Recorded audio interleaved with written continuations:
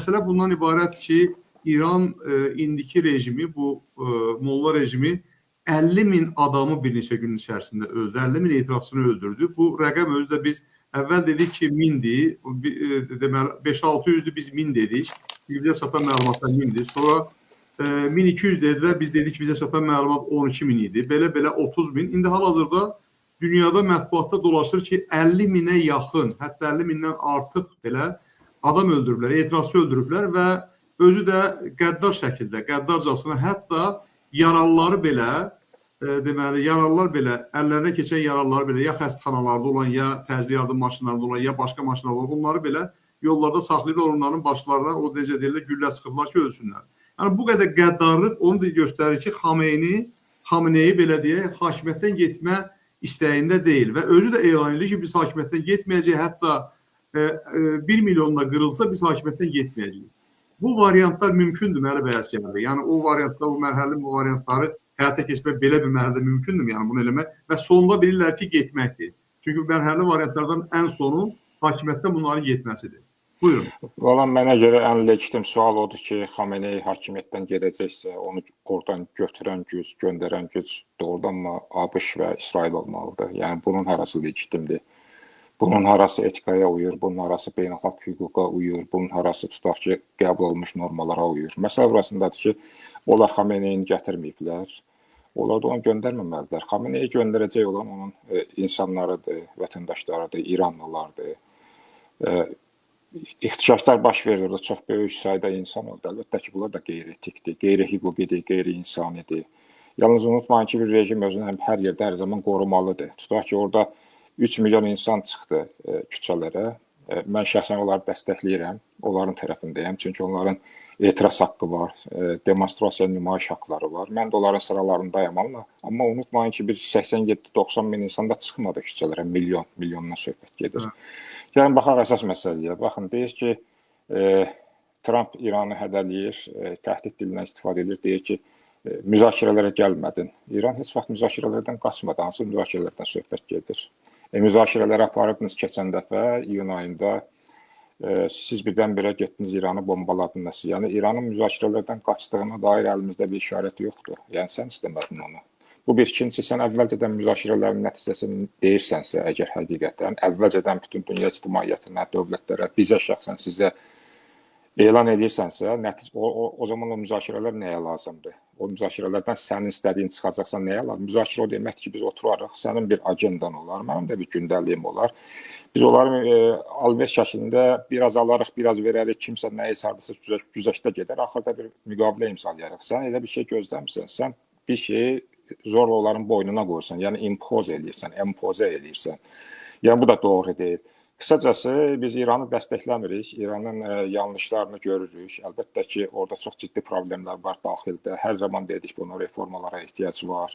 Orada bir kimlik problemi var, azınlıqlar əzillir, iqtisadi problemlər var və s. və s. Yalnız bu heç də öz-özlüyündə Amerikaya və İsrailə onların bugün yeritdikləri siyasətdə haqq qazandırmaz heç bir şəkildə.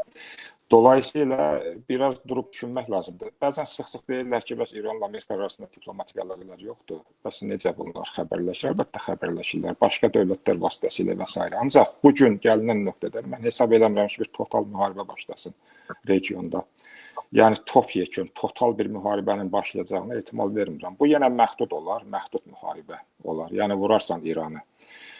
İranın tutaq ki, nüvə təsislərini vurarsan. Amma demişdin, yox eləmişəm. 5-6 ay əvvəl demişdilər ki, yox elədik. O zaman demək ki, yalan məlumat verirsiniz. Demək ki, yox eləməyibsinizmiş bugün etibarilə, ya da bugün yalan danışırsınız. İndi baxın, İran neynədir 12 günlük müharibədə? İran son 4 gündə xüsusən, yəni 7-ci gündən başlayaraq 8-ə keçən gecədən, amma xüsusən 4 gündə İran öz gücünü göstərdi. İran necə raketlərə sahib olduğunu göstərdi. Uzun mənzilli raketlərlə necə vurdu Tel Avivi. Onu göstərmədi təbii ki, ana axın media onu göstərmədi, əsas media, amma orada yaşayan insanlar çəkib göndərdilər informal bir şəkildə. Yəni çox dəqiq məlumatlar aldıq ki, biz həqiqətən İran İsraili vurdu və bunu nə Amerika dayandıra bildi, nə İngiltərə dayandıra bildi, nə İordaniya dayandıra bildi, nə də İsrailin özü dayandıra bildi. Yəni o supersonik, hipersonik raketlərin bir çoxu həmin radarları keçdi və İsraili vurdu və bu gün də vura bilər. İsrail özünü qoruya bilmir. Bax, bunu nəzərə almalıdırlar onlar. Yəni o zaman nə olar? O zaman bəlkə bu müharibə cızığından çıxar, məhdud xarakterini itirər və total bir müharibəyə dönüşə bilər. Amma yenə deyirəm, ehtimal çox azdır. İndi nə istəyirlər İrandan?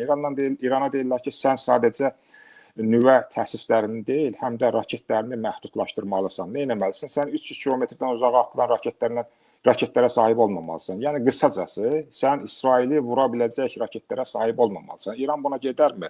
Sən İrana necə bir təhlükəsizlik qarantiyası verməlisən ki, İran buna getsin? Hətta o qarantiyanı versən də getməz buna. Amma o qarantiyaya güvənən kimdir bu gün? O qarantiyanı vaxtilə Ukraynaya da vermişdin. Nə oldu axırı? Baxın, onlar artıq kimsə inanmır. Hər kəs öz gücünə inanır bu gün. Xüsusən dəyişən dünyadakı bu sistemə görə. Ki, yəni əsas nədir? Əsas gücdür, qaba gücdür, hərbi gücdür və s. İran da bunu çox gözəl bilir. Ona görə mən ehtimal eləmirəm ki, Amerikanın şərtlərini İran hansısa bir şəkildə qəbul eləsin. Amerikanın şərtlərini, hətta əvvəlcədən qoyulan o şərtləri İran qəbul eləsə, onsuz da yox olur. Yox olmaq istəyərmi bir dövlət? Öz xoşluğundan heç bir dövlət yox olmaq istəmir. Yəni ona görə İranı hara götürər bu müharibənin nəticəsində, hara götürərlər İranı, parçalaya bilərlərmi gerçəkdən və s. Onu indidən kəstirmək çox çətindir. Bir kartdan istifadə elədilər, xalq kartından ki, bəs ixtişaşlar artsın, çoxalsın və insanlar rejimi yıxsın. O doğru kart idi. Təbii ki, o da əxlaqi deyil. Bax, ondan Rusiyada da istifadə eləməli idilər vaxtilə, amma eləmədilər. Amma o da tutmadı da gördüyünüz kimi. Yəni, dolayısıyla, axırıncı cümləmi deyim, Amerikanın ya da Amerika prezidenti Trump'ın İranda ölən insanlar vecinə deyil, buna inanın. Yəni, orada bu qədər insan öldü və s. O demişdi ki, yəni siz orada insanlar öldürsəniz, sizə dəstək gətirəcəm, sizə kömək edəcəm, amma gətirmədi. Sonra nə elədi? Caydı fikrindən. Dedi ki, bəs biz İran rejimindən söz aldıq ki, bəs bu qədər insanı edam eləyəcəklər, amma indi eləmirlər. Yəni biz ona görə getmirik. Amma elə deməmişdi əvvəlcədən.